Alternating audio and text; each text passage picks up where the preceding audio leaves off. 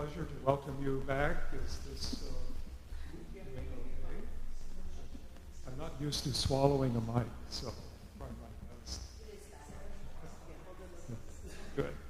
Well, on behalf of the Mission Outreach and Support Team of St. Andrew and the Presbytery's Peacemaking Task Force, I'm very happy to have you joining in this discussion. I would mention that following our discussion, we're having a few sandwiches in, if you'd like to throw them in for that part for informal discussion following. We'd be very glad to welcome you. Something that really impressed me during the course of our conversation this morning. I have to translate for Carmen. Yes. Not at all. Something that impressed me is that actually through our interconnection with PCUSA and the Mission Agency, St. Andrew has actually, through its not only peacemaking offering, do you want to do any S's? Is that a little better? Oh, thank you. We are actually there, if not in person and in spirit, and in financial support through the PCUSA Mission Agency. I think it's been perhaps a couple of decades of interaction between the Calvinist Reformed Church and PCUSA, and so this has been a long-term relationship. So we are there in that sense, and we are extremely pleased to welcome our guests back. So I'll just turn this over to Joseph and to continue our discussion. Thanks so much, Paul. I think everybody was here for the service, so it'll work more or less the same way that Carmen will speak, and it'll be lower, but you'll hear my voice over hers in English. So, adelante. Thank you all for being here, for coming to listen to us. We are really happy that you have been able to receive us. And I want to share with you all two of the small initiatives that our church is doing. Mostly to work with migrants and peace building. I'll talk a little bit about myself. I know that during the worship we talked a bit, but I'll show you some photos. I'm 46 years old. I have a daughter who's 27 years old. I have a son who's 10 years old. And I have a 7-year-old granddaughter. Tengo formación en ciencias de la educación. I have my bachelor's degree in con una education. especialidad en And my specialty educación para la is paz. peace education. El Salvador, ahora quiero hablar del Salvador. Hay que decir. Okay, next. Thank you. Okay. El Salvador está ubicado en Centroamérica, no sé cuántos de ustedes conocen. Central America. I'm not sure how many people are familiar with it, where it's ¿Saben dónde located. está ubicado? Right? Sí. Bueno, es un right país here. pequeño. It's a small con country. una extensión de 20,000 kilómetros cuadrados. We have 21,000 kilometers square. Con una And in those 21,000 población kilometers, de un promedio we have a de más population de 6 of millones much more than de 6 million personas. people. Está dividido en 14 departamentos. Our country is divided into 14 different departments, which are much like counties, which are further divided into 262 municipalities. El idioma oficial es el Our español. official language is Spanish, Y la moneda que usamos es el dólar and our de los currency Estados is the US Unidos. dollar. Esta es una información estadística This is some que nos revela un poco sobre las características de la población en el país. Next one. Okay. Here we go. This is some information that talks a bit about the context of the country. La población está constituida mayoritariamente por jóvenes. Our population is mostly young people. Más del 55% de la About población 55% es more of menor the de 30 population años is under 30 years of age, y solamente el 11% and only 11% tiene más de 60 años. is over 60. A nivel nacional, el 31% de In the los national level, hogares 31% of households live in poverty. Esas son cifras Now, these are oficiales. official statistics. Sin embargo, cuando However, conocemos la those of us realidad that work in the comunitaria, communities that understand the reality that people are estas living, cifras pueden ser we mayores. think that it's actually much higher than this. Hay un porcentaje de analfabetismo del There's 10%, que es a nivel nacional. 10% of our population is illiterate as well. Hablamos un poco también sobre la niñez Let's also talk about children y juventud. and youth, young adults. El 36% de 36% los niños, of niñas y children adolescentes entre 0 y 17 from 0 to años 17 years of age viven sin alguno de sus padres. live without at least one of their parents. Es decir, que 4 de cada That 10 means 4 niños out of every o jóvenes 10 children viven and youth en una familia, puede ser desintegrada. in what we would call a disintegrated family. Puede ser por razones de abandono, Could be por causas de child migración, abandonment, could be migration, porque alguno de sus padres ha muerto, could be that one of their parents has generalmente died, por la violencia. could be because of violence. Y ahora con COVID también hay muchas And now with COVID, personas que there are many murieron people that dejando a sus niños huérfanos. have died and left behind orphans. El 26% de la población entre 26% 15 y 24 años Of the no estudia population ni trabaja, between 15 and lo cual 24 también years se of age constituye una causa principal do not work para la or go to migración school, y una oportunidad, un riesgo para generación de violencia. and this is also related to the high rates of migration and the high rates of violence. Los sistemas de salud y educación Our son health and education deficientes systems are quite deficient, y la situación se agrava and the situation has only become worse COVID-19. with the pandemic. Quiero hablarles un poco de mi I iglesia. want to talk a bit about my church. Es la iglesia reformada It's calvinista the en El Reformed Salvador. Calvinist Church of El Salvador. Es una iglesia que se origina en los años It's a church that was founded 1976, in 1976 cuando when misioneros missionaries de la iglesia from the cristiana Reformed reformada de los Christian Estados Church Unidos from the United llegaron al States país arrived para in our country fundar iglesias. to plant these churches. Sin embargo, en esos mismos años But in the years immediately following, hubo un proceso de guerra there civil, was a civil un war, conflicto armado, an armed conflict, y los misioneros por esa razón and the missionaries, because of principalmente this salieron reason, del país. they left this country. They left our country. Muchas iglesias fueron cerradas. Many churches were closed down. Sin embargo, ya algún liderazgo nacional there was se still había some national formado, leadership se left había behind. consolidado. And they came together, they Y consolidated.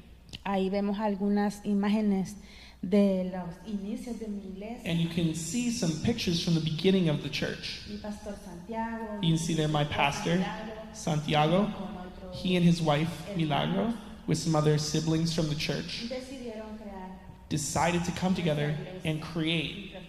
our church, which now we call the Reformed Calvinist Church.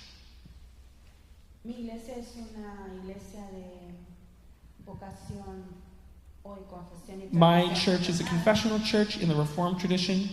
Es miembro de la Comunión Mundial. It's a member of the World Communion of Reformed Churches. Es también miembro de la Alianza And it's also a member of the Alliance of Reformed and Presbyterian Churches in Latin America. Es una iglesia con vocación ecuménica It's a church that works ecumenically e interreligiosa. and also interreligiously. Algunos de los principales ejes de acción Some of the main que focuses tiene mi iglesia that our church son has la cultura de la paz, are culture of el peace, cambio climático, climate change, las migraciones, migrations, la misión y evangelización, mission and y la evangelization, seguridad alimentaria. and food security. Como mencionamos en el culto, As I mentioned during the hay worship atención service, pastoral, atención in espiritual, addition to our pastoral and pero esta spiritual es care, acompañada we accompany that work con acciones concretas with concrete actions bajo estas líneas de acción that work on these focuses, que tratan de dar una respuesta that try to respond a las necesidades to the de needs las comunidades that people in the conectadas. communities that we're working in have expressed. Hay un pequeño registro de 100 años. There's a history of about 100 years of migration in El Salvador. Hay una historia de flujos migratorios desde 1920. It starts in 1920, this story of migratory flows. And it's based in the following causes: poverty, unemployment, natural disasters, the effects of climate change, family reunification, and insecurity. In the first stage, 1920, people in mostly rural areas, they leave the country because of a lack of access to land ownership. They don't have a place to plant their crops. And so in these years, they mostly went to Honduras. It's very close, it's our neighboring country. But in the next stage, in the 70s, we see an increase in migration. And in this occasion, we notice that most of this migration becomes towards the United States.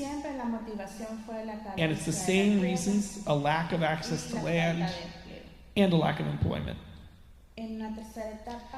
We arrive at the third stage. This is in the 80s. These are some of the most difficult moments in our history during the armed conflict in our country. This conflict, the Civil War, created lots of instability. The war arrived on people's doorsteps. It impacted huge populations right in their communities. People had to flee. Maybe they fled the war. Maybe they were involved in some revolutionary processes. Maybe they were community organizers. And so people, again, need to flee the country to protect their lives. In 1992, the wars ended with the signing of the peace accords. But the causes that produced this violence continued. There's also the economy is not doing well. There are agricultural crises. And we could add that in 1998, with Hurricane Mitch, there was a lot of devastation in our country. And in 2001, we saw 2 destructive earthquakes that affected much of our population. Many people lost their homes, their crops, their work, even their families. And again, they decide to migrate, to seek for better conditions. Now we come to the 5th stage where we are right now, starting in the early 2000s. We continue with the same economic factors, but we can also add to this that there is a search for family reunification. Many of the people that migrated to the U.S. are now deciding they want to bring their children, their wives, their husbands, to come live in the United States. And so migration continues because of this. In addition, because the causes of violence were not fully addressed, Salvadoran society continues to face a lot of violence. We didn't address the psychological trauma of the war. We didn't address the formation of new values of peace. And so now, in addition, we have violence as a major cause of migration. Delinquent groups form in local communities, mostly in urban zones, where there's a high concentration of the population, where most people reside. These groups impact the communities. They affect private enterprise, small entrepreneurs, public transit, and they extort as a way of generating their income. In many occasions, families receive a threat. Oh, you need to give us some money. Or if they don't have the money, they threaten their lives. And these people then have to leave their homes, taking everything they have with them. They migrate to another country, mostly to the United States as a result. So here on this graphic you can see these are the major reasons for migration, broken down with their percentages. Why people decide to flee. As you can see, most of this, 73%, is mostly because of work or better life conditions, because of insecurity, for family reunification, of course, to send remittances back to their families in El Salvador. Next.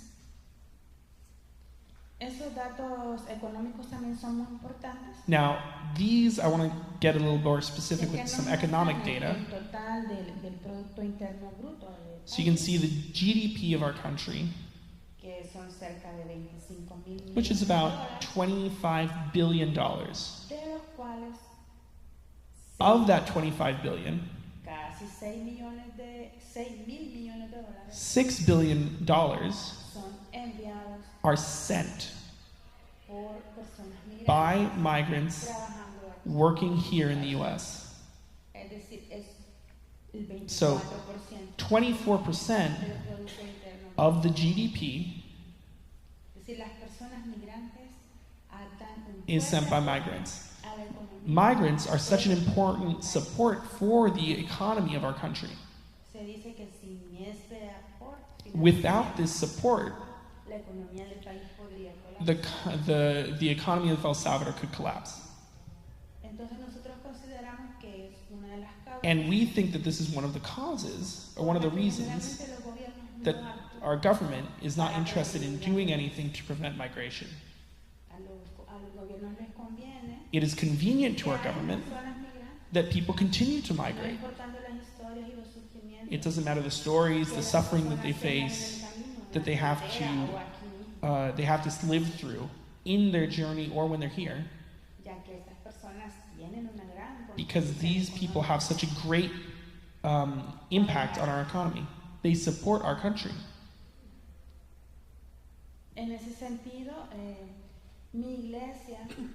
And so our church has tried to respond to the needs that this population has expressed, especially with deportees.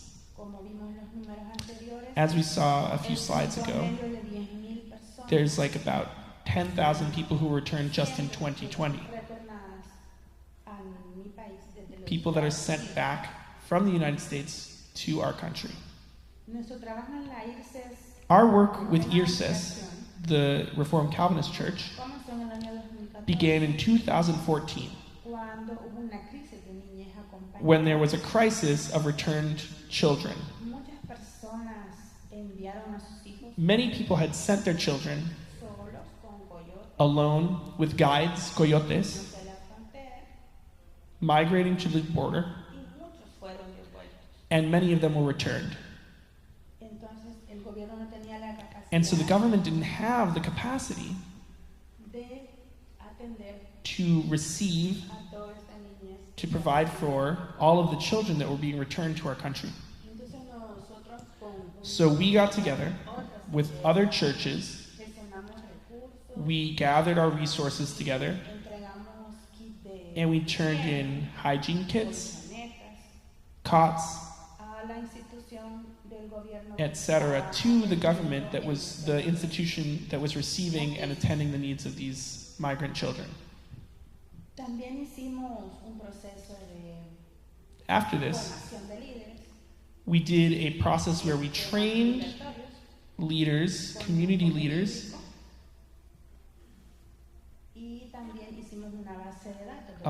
both community leaders who were deported and also church leadership.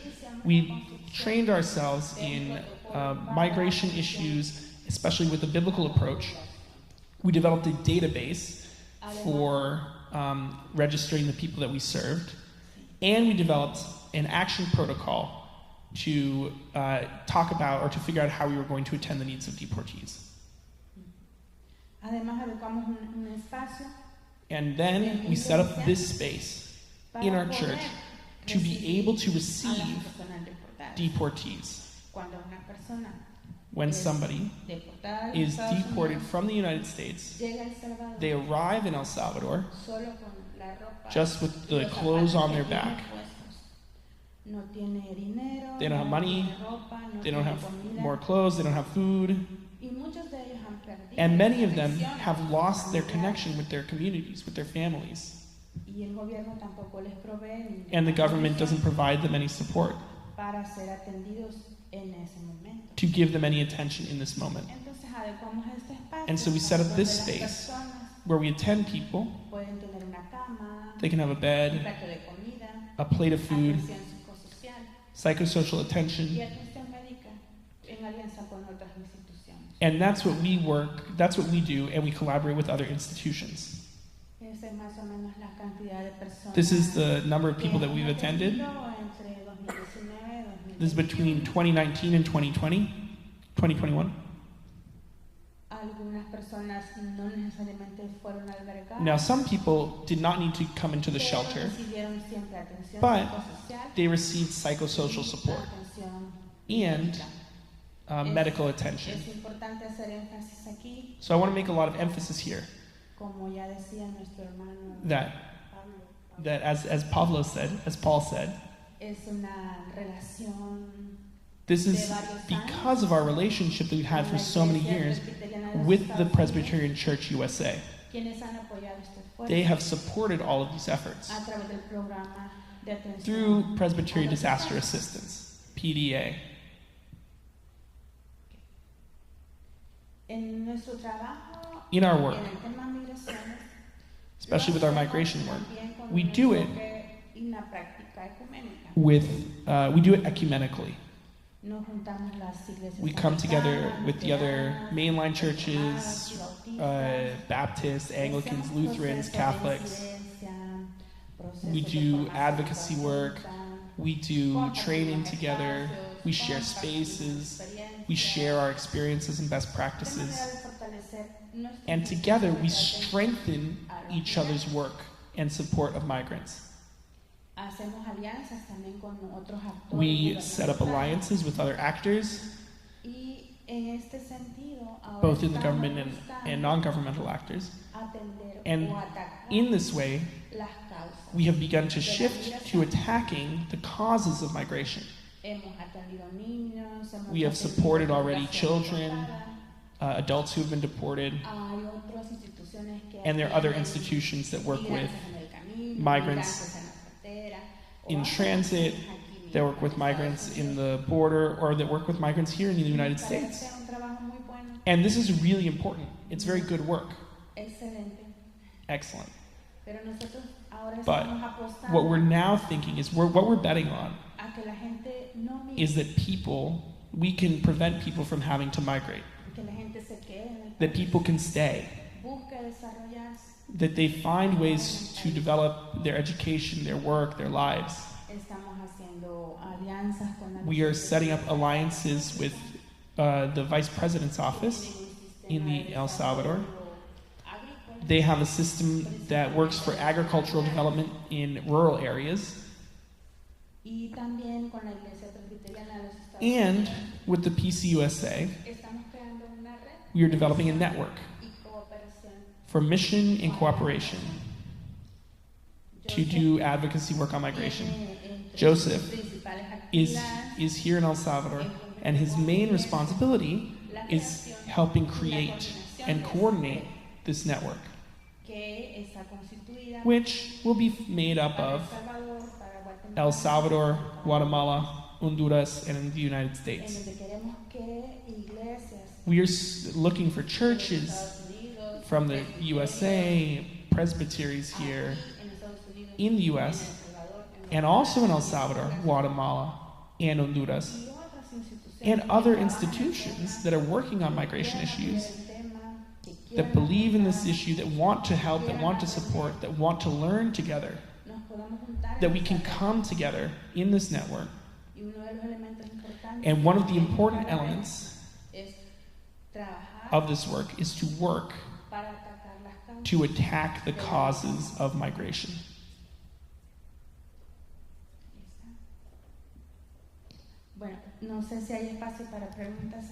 So I don't know if, can we take questions now? Or do people have questions up until this point about migration?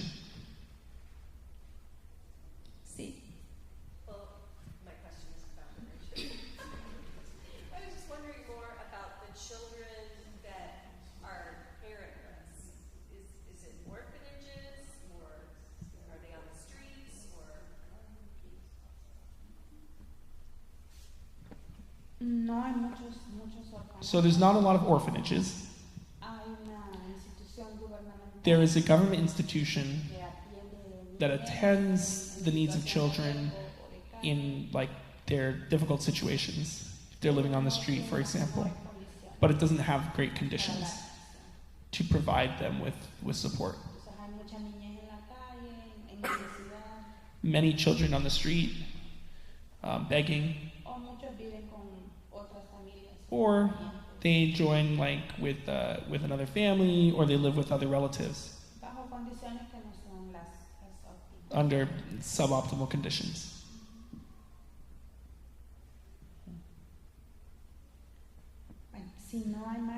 So maybe if we'll continue then, if there aren't that many questions about migration. Because I want to share with you another experience that we've had working on promoting peace building. As we saw, violence is one of the main causes of migration. It has a very close link. And so our church, for many years, we have developed programs for training and learning about promoting peace. In our country, people don't talk about peace. Violence is promoted.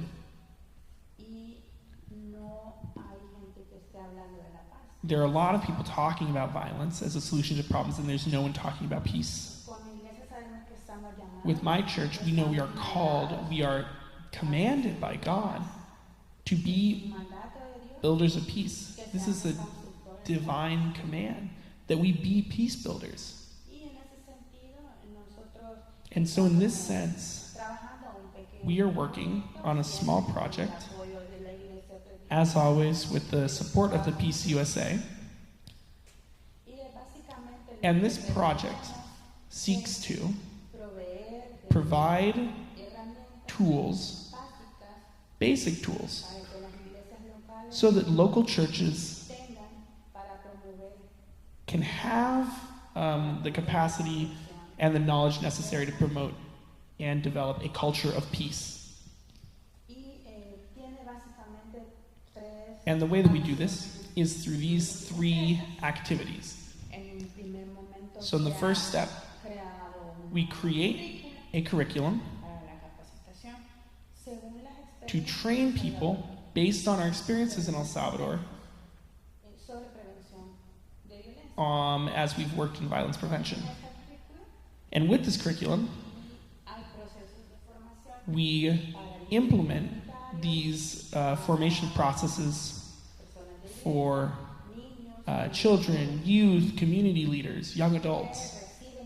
They receive these training processes, and as a product of these, the information and the knowledge that they develop, and as a way to put into practice this concept of peace, to internalize it, they put into practice small pilot projects in El Salvador that work with according to their context. Entonces muchos han hecho Many of them have done balloon festivals. They've painted murals. They've developed like T-shirts. They've done sports activities, environmentalist activities, concrete actions that allow them to internalize these concepts. Peace. So in general, the curriculum that we're working with helps them with peace education, trains them in conflict transformation. We talk about restorative justice, and we work with them to develop their community plans to implement their pilot projects in their community for violence prevention.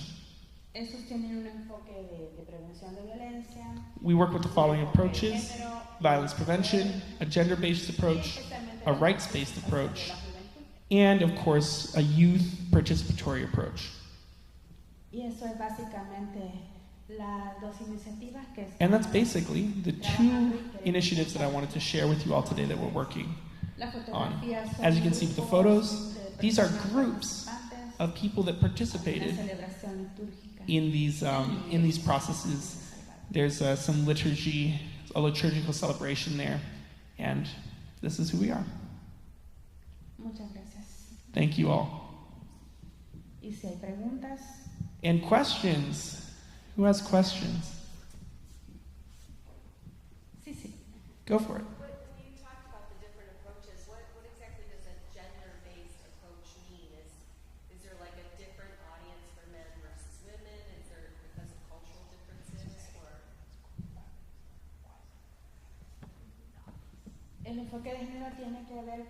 The gender-based approach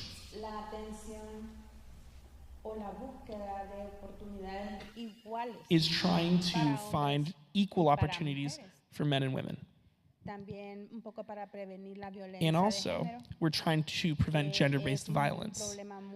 This is a very big problem in my country. Mm-hmm.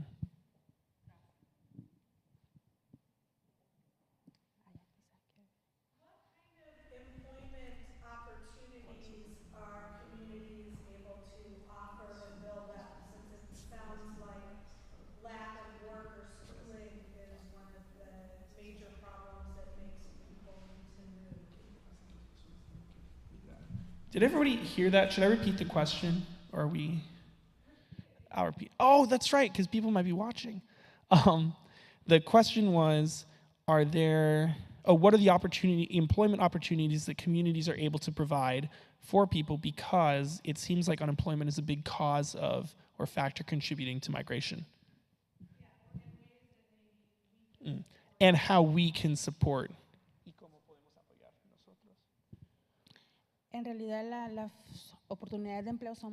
So, as you mentioned, there are very few employment opportunities, especially in the rural areas. It's even worse. You can only really work in agriculture, but it's very weak is our agricultural programs. We don't get subsidies, and there's very little trade. Or that you can trade, but at very low prices. But the situation's only made worse with the environmental issues that we're facing, mostly because of climate change. There are many here. Oh, there's a drought, or there's way too much rain. Either can really hurt our crops. Agricultural families, they take out a loan to be able to plant their fields. And then if the drought comes, or if their fields flood, they lose their crops. So then they don't have their crops. They don't have food to eat. They have the debt. And they don't have anything to sell.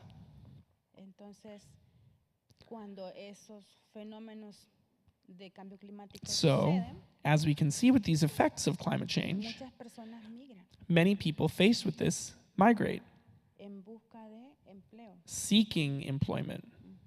En las áreas urbanas In the urban areas, hay un poco más de oportunidades. there are a few more opportunities. Sin embargo, los With that said, sueldos son muy bajos. the salaries are very low. Por ejemplo, pueden trabajar en maquilas, So you could work in a factory, textiles, work on textiles, restaurantes o you work at a supermercados. in a restaurant or a supermarket. Y cuando hablamos ya de una población con una profesión, And when we talk about like professionals, también es complicado, it's also really difficult porque las oportunidades son pocas. because opportunities for even professionals are very few and far between. Yo les puedo contar mi So I can historia. tell you a bit about my story. Yo soy profesora de profesión And by profession, or by trade, I'm a teacher. y buscamos los docentes siempre aplicar a una plaza And so gubernamental as teachers, we're always looking to apply to a public school porque el gobierno paga un poco because mejor the government might pay a little que bit more una escuela privada. than in many private schools. Pero casi siempre But hay, por ejemplo, hace 2 o 3 años, like 2 or 3 years ago, en una escuela there was a school habían 3 plazas that opened up 3 de spots docentes for teachers. y llegaron And they 750 received profesores 650 applicants para aplicar a 3 plazas. for 3 positions. Entonces las oportunidades And so son the opportunities demasiado pocas. are very Muy limited. difícil conseguir It is very difficult esa plaza. Y así pasa en to el get sistema this de position. salud, The same thing happens in the con healthcare los system abogados también. with lawyers, Entonces, con muchas profesiones, a veces aunque tengamos with una many profesión, positions. Even if we no have siempre a tenemos una degree, a oportunidad professional degree, de un there are salario not enough opportunities to have a fair wage. No sé si hay. Hay una manera en que pueden aportar. La que pueda la parte de esperanza. Ok, bueno, pueden aportar de muchas maneras. So there are some ways that y'all could help. Primero, orando por nosotros. So the first, of course, is praying for Nos hemos us. sentido, por ejemplo, en esta iglesia muy bien recibidos. We have felt so welcomed here in this church. Gracias por esas oraciones, And thank you for your prayers, por escucharnos, for listening to por us, conocer nuestras historias. for hearing our story. Pueden visitarnos y conocer el país. You can come visit us. You Conocer los can contextos. know our country. You can understand better our context. Financieramente pueden aportar And of course, al financially, programa de paz. you can help the peace program that Misiones Pastor Kyle Mundiales. mentioned. You can support World Missions through the Peace USA that also provides us with some funding. Y nuestros proyectos también tienen un código especial. And some of our projects also have like a por special si quieren code that you aportar can donate to. directamente a El Salvador. You just have to like select El Salvador in our church. Sus oraciones son muy importantes Your prayers are very important to us. para nosotros también. As Podemos well. seguir escuchándonos, comunicándonos también. And we can continue in touch and Podemos aprender contact and talking. mutuamente de las We can learn realidades y de together las causas about these realities, about the causes of provocan estos migration, niveles a veces de desigualdad. and how to todas address las these levels of problemáticas. inequality in both of our countries.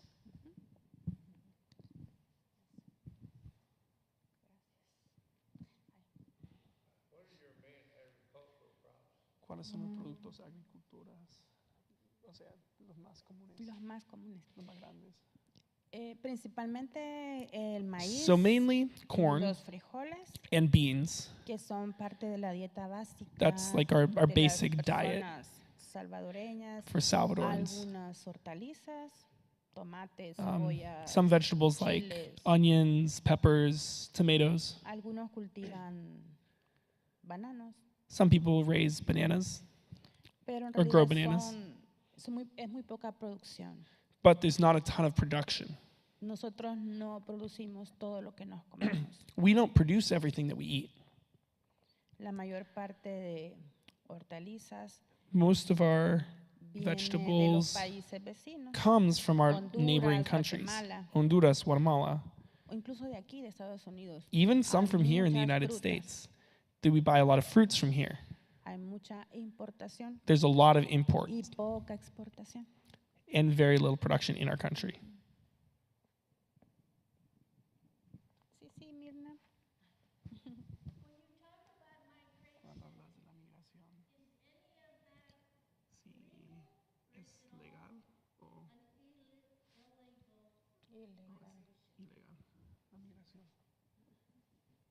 Bueno, ya no hablamos de legal o ilegal, So porque consideramos que nadie es ilegal. we try to avoid language of like En legal en or ninguna illegal parte del because mundo. the people themselves are not legal or illegal. Pero sí hablamos de But indocumentados. we might say like undocumented, people who don't have the documents for travel. La mayoría de personas Most people está aquí sin that are documentos, here, most Salvadorans here are here without documents, sin permisos de trabajo. without permission to work. Son porcentajes muy pequeños They're very small percentages en comparación a la gran cantidad de of salvadoreños people que, who have documents compared to the vast number of Salvadorans los que here, tienen algún estatus people that have like legal. some kind of like legal status. Se dice que hay más de 2 millones y It's said medio that there are more de than salvadoreños 2 million, maybe viviendo even 2.5 million aquí, Salvadorans solo living en los here, Estados Unidos. people born in El Salvador who are living here just in the United States. Y hay muchos otros en otros países And there are many others in other countries. del mundo. Mhm.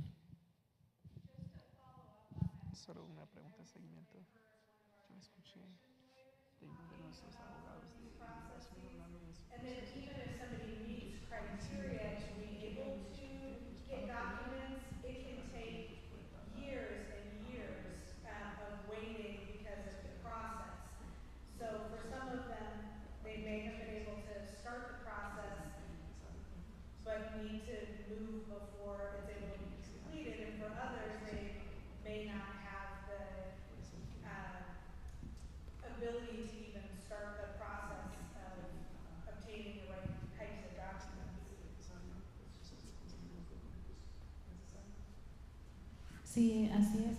Yeah, exactly. La mayoría de personas The majority of pasan people muchos años spend many years esperando waiting for algún estatus their legal status, con documentos. their documented status. Hoy se agrava también con la situación de COVID. This has become worse under COVID. Conocemos muchos casos We know many de gente cases que of ya people tenía that they procesos had their para- process. programados para esas fechas, They were 2020, in 2021, process to y están to regularize their status, but it's been severely delayed. Pero eso en la gente que ha tenido la suerte de que But those who have had the tener un luck, proceso de asilo, the de good fortune refugio, to be able to get either refugee status or to find asylum, miles no pasan ni por ese proceso thousands don't even try or don't even go through those processes. y otros miles son deportados desde la fecha. And other thousands are No just logran deported pasar. from the border. They don't even get in. ¿Sí? Your talk today has really kind of made the case, unfortunately, for migration.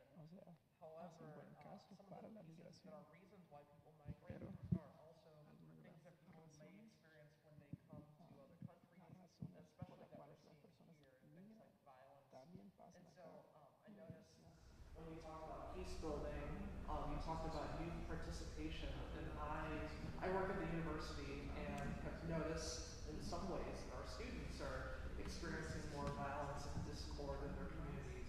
And how can we support some of the youth participation or the different ways that you're engaging in peace building back in El Salvador, also here, so that if people migrate, they're experiencing hopefully more peaceful communities either way back home and also in the new place that they come to.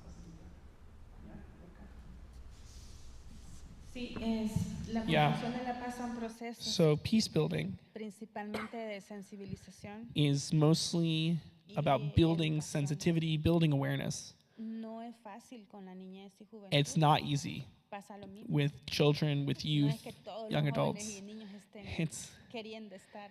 many of them don't want to queriendo be. participar. They don't want to be there. They don't want to participate in these programs. Nos ayudan algunas metodologías. So we use some different learning metodologies, like cooperative games, dialogues, sports. We try to find some sort of vehicle for arriving, getting children and youth interested. And we add into that and we infuse it with our work. We try and help them internalize these values with different concrete activities, that they can experience peace with their hands, with their full bodies, that they can identify actions, or like which actions are violent or less violent. So right now we're working in like good treatment, like treating people well, to treat other people well, to identify, oh, well, what's treating somebody well and what's treating somebody poorly. Developing some tools for mediation of conflicts, managing emotions, clear communication, dialogue as a tool for establishing relationships that are healthy, that are supportive. These are not short processes. They are not simple processes. And we don't always succeed. But we're always looking for new ways to work on this, to identify the stories of these people's lives, the stories of change, of positive impact, of ways that we can work in difficult areas, how we can manage this, how we can help people survive in these environments and improve their environments. So maybe I can share a story. This was 10 years ago, more or less, in my church. We had a youth center. And so we had different activities for youth, young adults, art, sports, education programs, working on life goals. And one time, in a sports activity, this dad from one of the families came up to me and he said, and he like pointed to one of the young adults who was playing with us, and he said, "Hey, how do you allow this guy to be here in this game, in this activity? This guy is the one who extorts me in my store." Or in my, he extorts me when I'm driving the bus. I'm a bus driver. And I said, you know, the center is open for anyone, all children, all youth, all young adults. He very well may have done this. But I know that while he's here, he's not out there extorting you. He's learning that there is a better way. He's finding a different way to live his life, a different way to be in community. He's here, he's learning. And certainly improving his life.